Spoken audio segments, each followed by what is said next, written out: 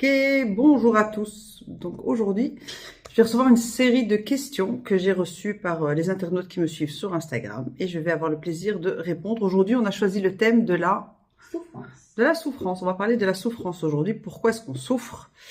Pourquoi est-ce qu'on aime souffrir et comment l'arrêter et comment s'en sortir? Est-ce que c'est possible de vivre sans souffrance? Très bien, très bien. Donc nous avons résumé, nous avons pris les questions les plus récurrentes. Merci. Que je vais te poser, ma petite Soraya, et tu vas nous éclairer. Yes. Donc, première question. Ouais. Pourquoi certaines personnes semblent s'habituer à la douleur au point de ne plus vouloir s'en sortir? Alors ça vient déjà de la programmation quand on est petit. D'accord? Parce que déjà, dès qu'on est petit, on va prendre un exemple simple, c'est que quand tu tombes et que ça fait mal, ben déjà on te dit c'est pas grave. Donc on n'essaie pas de comprendre, on n'essaie pas de régler le problème.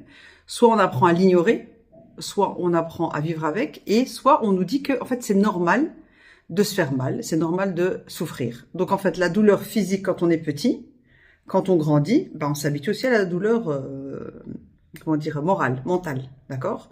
Donc on a été programmé que c'est normal d'avoir des problèmes, que c'est normal de souffrir et que c'est normal de pas se sentir bien. Voilà, ça c'est devenu normal. Donc très peu de gens vont penser à une solution.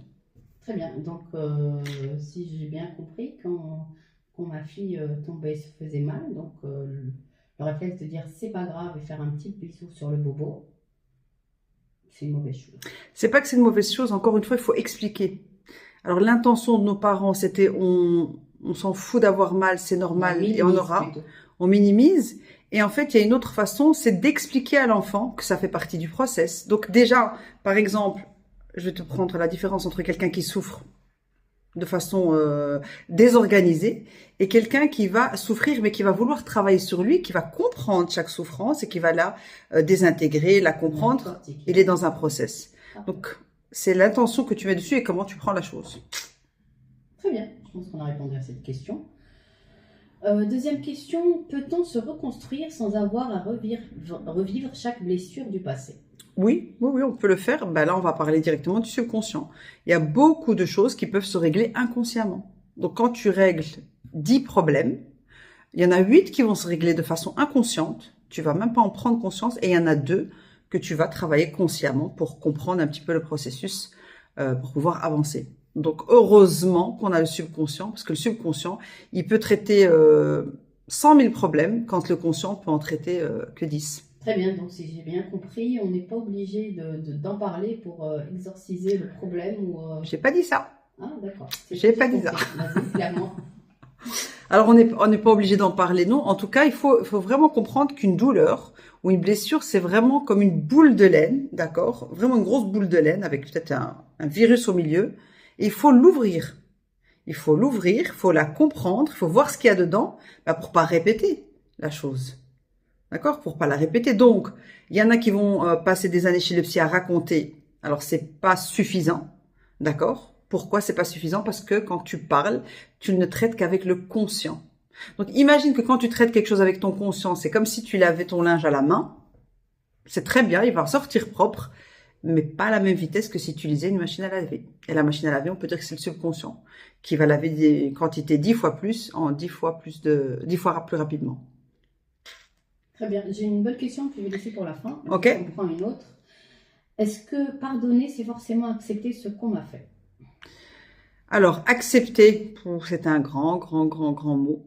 Alors, quand tu vas comprendre pourquoi ça t'est arrivé, pourquoi on t'a fait du mal, la prise de conscience et la décision que ça doit plus se reproduire, en fait, encore une fois, c'est ta réaction à la douleur ou à la trahison qui va faire que tu dis je ferme le dossier. Et pardonner pour ton subconscient, c'est fermer un dossier. C'est juste le fermer, ça veut dire j'en parle plus, il ne me fait plus mal. Je l'oublie pas, parce qu'on a une mémoire.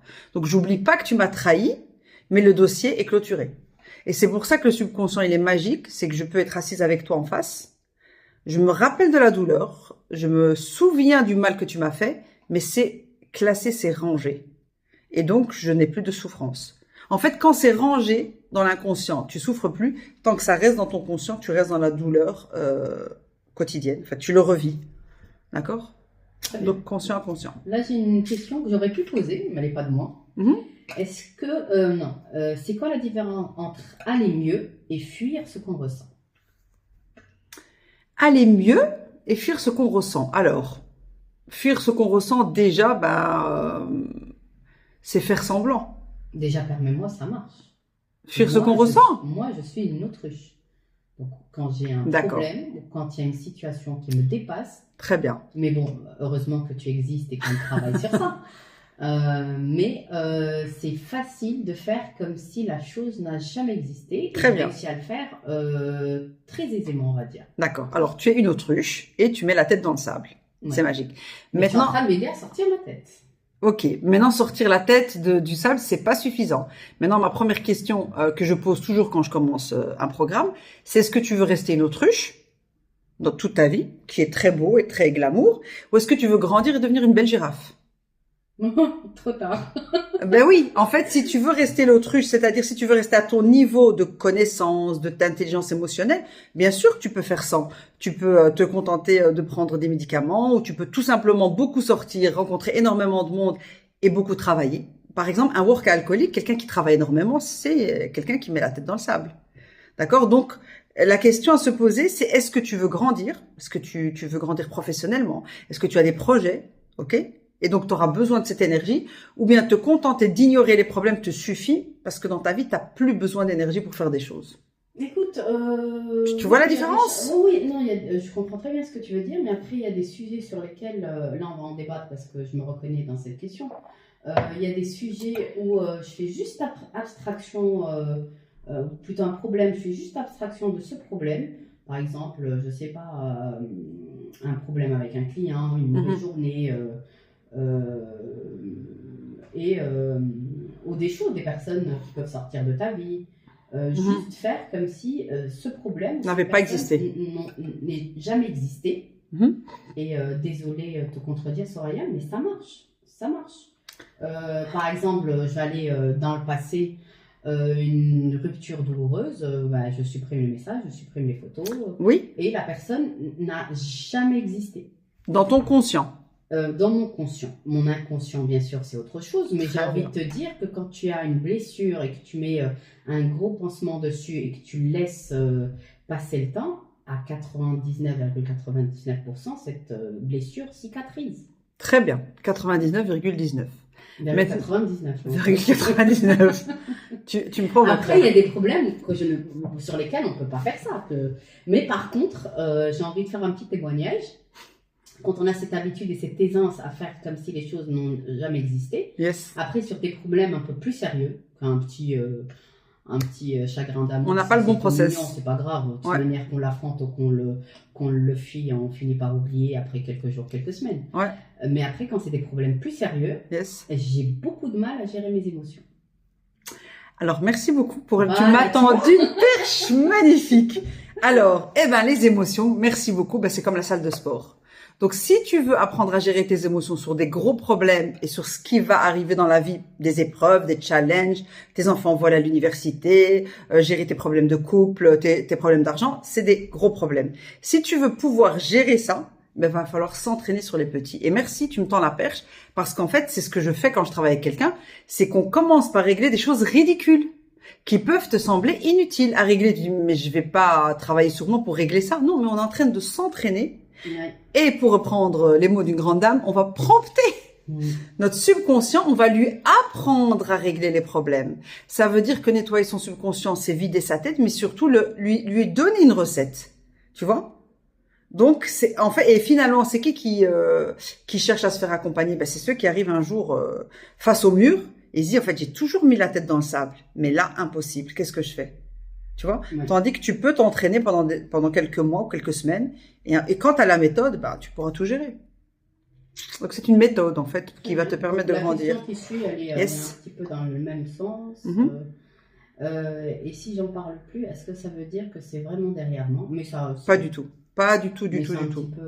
Mais alors, ça rejoint un petit peu là. Tu sais, il y a les gens qui disent souvent, ma mère dit souvent la phrase, mais je fais pas attention aux phrases négatives, ça rentre d'une oreille, ça sort d'une autre. C'est magnifique l'image. Quand ça rentre dans une oreille, ça passe par où? Ça passe par derrière. Le subconscient, il attrape tout. Le subconscient enregistre tout depuis que tu es petite, que tu le veuilles ou non. Donc, on n'oublie rien Par contre, on va ranger les infos. Tu peux avoir vécu le pire traumatisme de ta vie. Tu vas jamais l'oublier, mais on va le ranger, on va lui mettre une étiquette. Attention, ne pas traiter. C'est ça. C'est ça vraiment gérer ses émotions. C'est organiser les blessures, les organiser, les structurer et les ranger. Voilà. C'est là où ça ne bouffe plus d'énergie. D'accord. Donc encore une autre question Yes. sur laquelle je suis un peu horrifiée de moi-même parce que je porte un jugement, c'est pas bon. La question te choque? Oui. Mmh. Pourquoi j'ai l'impression que si je ne souffre plus, je perds une partie de moi? Comment que ça se passe? Ouh là là là là là là là là là. Eh bien, parce que, alors là, je vais peut-être te choquer, mais il y a une partie de honte. Tu sais que les gens ont peur d'aller bien. Ils ont peur d'aller bien, pourquoi? Ben parce qu'autour de nous, tout le monde souffre. Tout le monde va mal. Est-ce que tu t'imagines, toi, être hyper heureuse d'avoir réglé tous tes problèmes et venir t'asseoir en famille avec tous tes frères et sœurs, et ils sont tous hyper malheureux? Il y a un sentiment Je ne suis pas d'accord. inconscient de trahison. Mais tout le monde ne souffre pas. Si tu es entouré de personnes qui ne souffrent pas, ok. Mais en fait, le fait de ne pas vouloir sortir de sa souffrance vient d'une addiction inconsciente à la souffrance. Inconsciente. Comme les drama queens. Oui, peut-être. Mais en tout cas, c'est vraiment c'est normal. Tu sais, ce qui choque les gens, c'est quand je leur pose la question, est-ce que tu veux régler tous les problèmes de ta vie? Déjà, ça choque. On se dit, c'est possible. Tu vois? Quand quelqu'un va chez le psy, il va pour aller bien. Il va pour tuer le temps. Il va pour remplir une heure. Il va très rarement pour régler un problème. D'ailleurs, les gens te disent, je suis suivi depuis 4 ans chez le psy. Ok, et depuis 4 ans, qu'est-ce que tu as réglé? Et tu verras qu'ils n'ont pas réglé grand-chose en, je sais pas, en 200 séances. Donc, il y a une décision vraiment, une vraie intention de divorce à la souffrance. D'accord? Wow. J'ai une question encore plus... Ouais, attends. Pourquoi j'ai l'impression de trahir ma douleur quand je vais mieux? Ouh là Merci. là, c'est fort ça. Oh là là, franchement, on est bien. Oh. C'est trahir. Je t'ai parlé de trahison. Tu trahis ta petite enfance, on va dire, qui a eu l'habitude de souffrir. Tu trahis ta maman qui a passé sa vie à souffrir.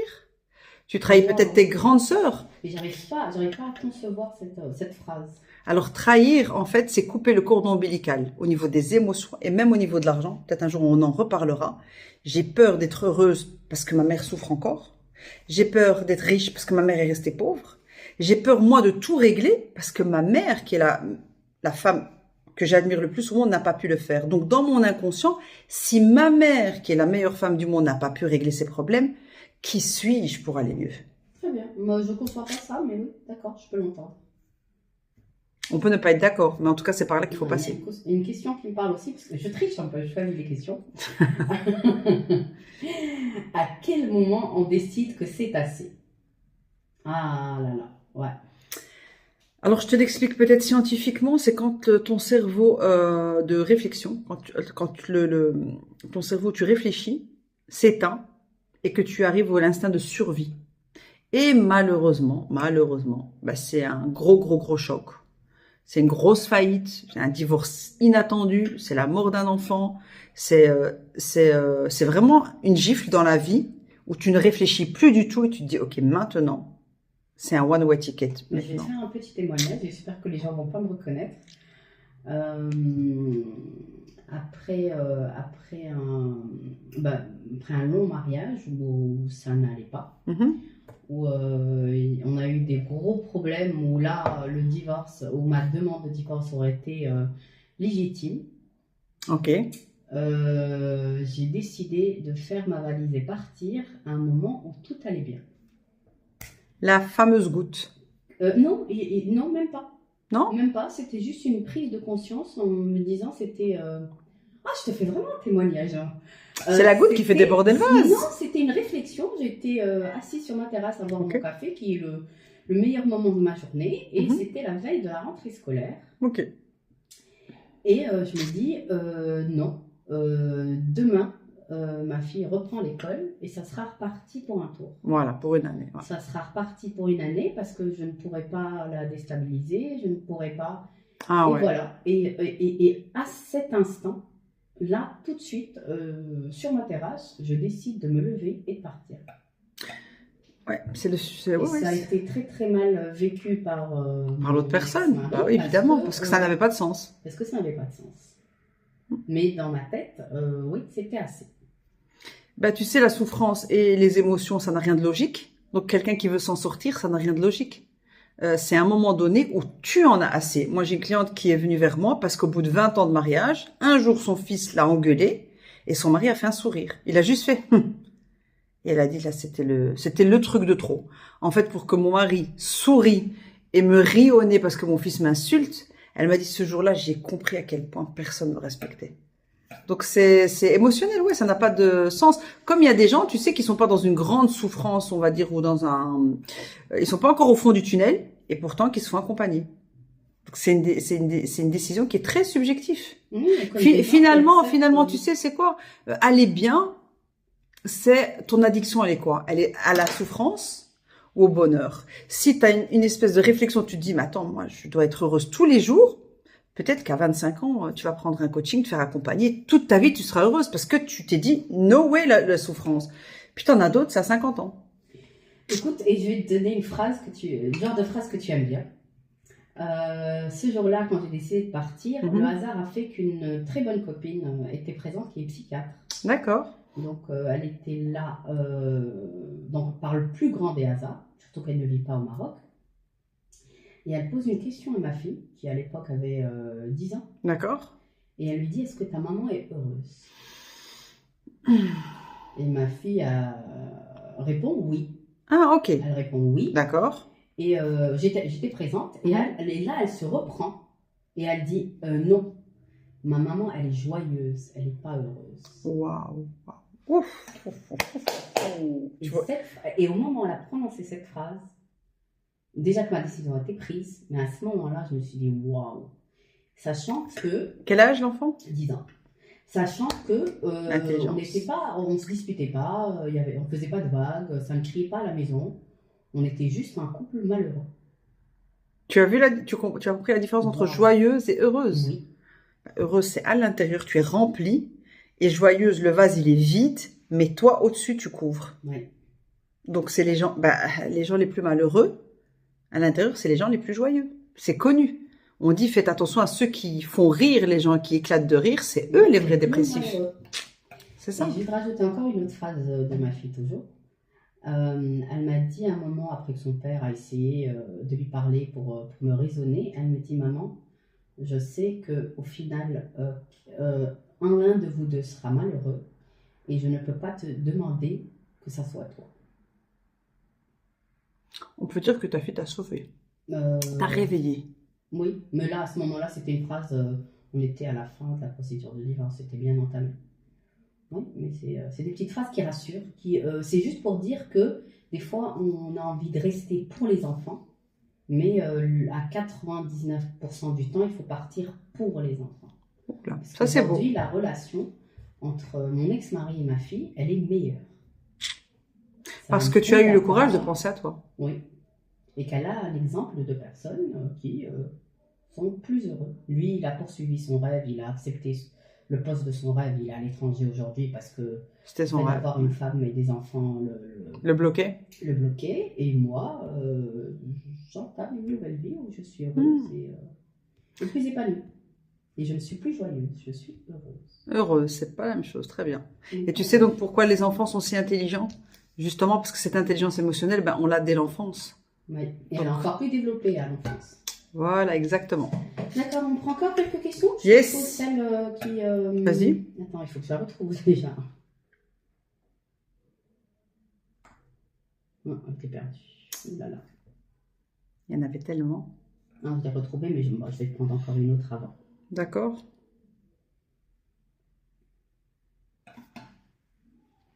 Il y a des questions plus intéressantes que d'autres. Ah, pourquoi certaines blessures font encore mal alors qu'elles datent d'il y a des années? Parce qu'une blessure émotionnelle, c'est comme une blessure physique, d'accord? Plus elle est grande, et même si elle est très très très ancienne, si tu la guéris pas, il y a toujours, j'ai envie de dire, le pu qui est en dessous, si c'est pas soigné. Donc il y aura toujours ça fait mal.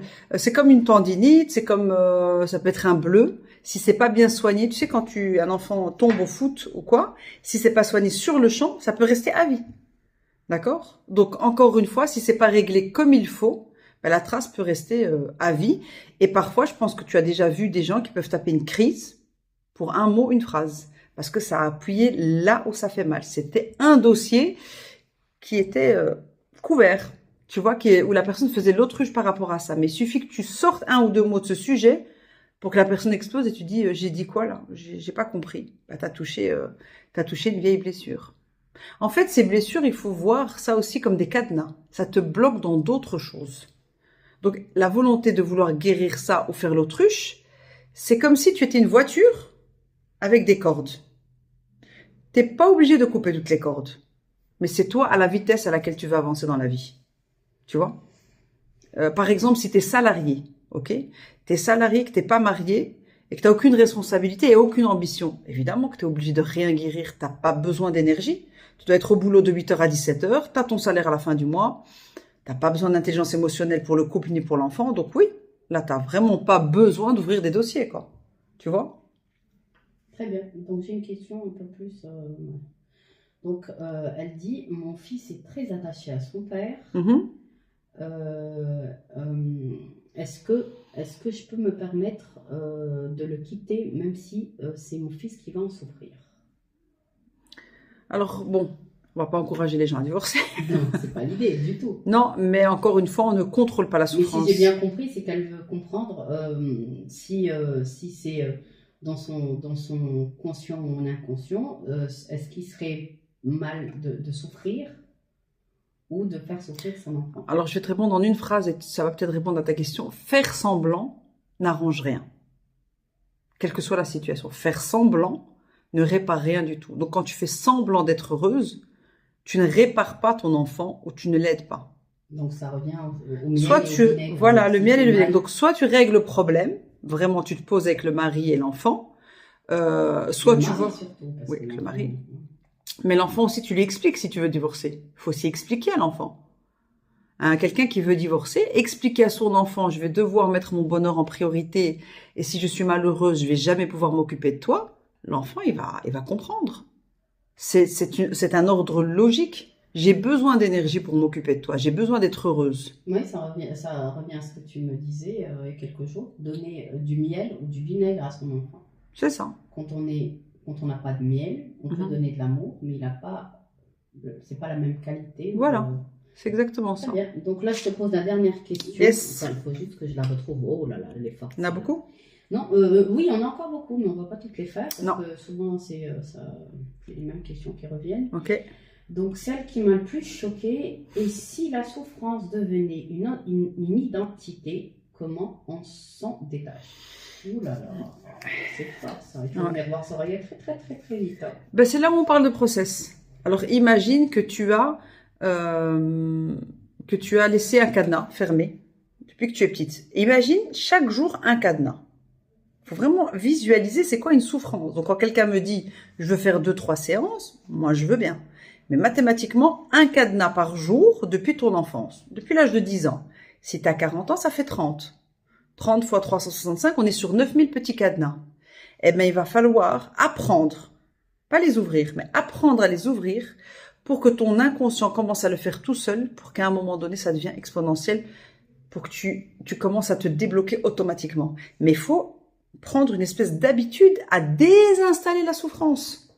Parce que tu es prompté depuis l'enfance à la souffrance. C'est normal. La phrase magique de « on peut pas tout avoir ». On peut pas tout avoir. C'est normal que tu es triste. C'est normal que tu t'entends pas avec ton mari. Mais on peut arriver au point de s'identifier à la souffrance. Oui. La chose qui fait le plus peur aux gens, tu sais ce qui fait le plus peur, c'est d'être heureux. Tu sais qu'on s'ennuie quand on est heureux? Ah, comment? Ah oui, moi j'ai des clientes qui me disent Soraya, maintenant je m'ennuie. Parce qu'évidemment, t'as plus toutes tes copines toxiques qui viennent te raconter leurs problèmes. T'es plus une éponge, tu joues plus la psy, t'es plus le pompier. Ça se... Le syndrome de l'infirmière pour les femmes. Tout ça, ça se guérit. Donc quand tu guéris tout ça, il y a plus un petit peu tous ces gens qui viennent mendier ton énergie. Donc le bonheur, évidemment que ça fait peur. Ça fait hyper peur de se dire quoi, je vais passer une journée sans me plaindre. Prends une journée de ta vie. Moi, je l'ai fait cet exercice. Et du matin au soir, regarde le nombre de fois où tu te plains. Purée, j'ai pas trouvé de place de parking. Oh, l'embouteillage aujourd'hui. Oh mon Dieu, il fait un peu froid. Oh mon Dieu, il fait chaud. Et calcule de 8 heures du matin à 8 heures du soir combien de fois tu t'es plaint. C'est normal, c'est notre quotidien. On est habitué à se plaindre. Je parle de la majorité des gens. D'accord? Donc quand tu es programmé à ça, c'est un process. Je vais pas dire que c'est difficile, mais il faut le vouloir. Voilà. Moi, ce qui m'a donné envie, c'est de voir des gens qui te disent, ben, j'ai tout réglé dans ma vie et les choses se déroulent. Ça s'appelle le momentum. C'est quand les choses se font d'elles-mêmes. J'ai plus besoin de me battre. Choisir de voir les choses sous un autre angle. Ça fait partie du process. Avec notre mésaventure de la dernière fois. Aventure. Aventure. Pas mésaventures. Non, tu as raison. Heureuse aventure. Ben justement, on peut l'avoir comme une mésaventure ou comme une aventure. Exact. Bah, comme l'idée de la poisse ou de la bénédiction. Exactement, de l'avoir comme une aventure. Ouais. C'était extraordinaire. Voilà. On racontera l'histoire. On racontera l'histoire dans une prochaine émission. Exactement. Bah, merci beaucoup, Soraya. Merci à toi, c'est gentil. Bah, écoute, on va partager ces vidéos et puis on espère avoir vos retours et vos commentaires. On lancera un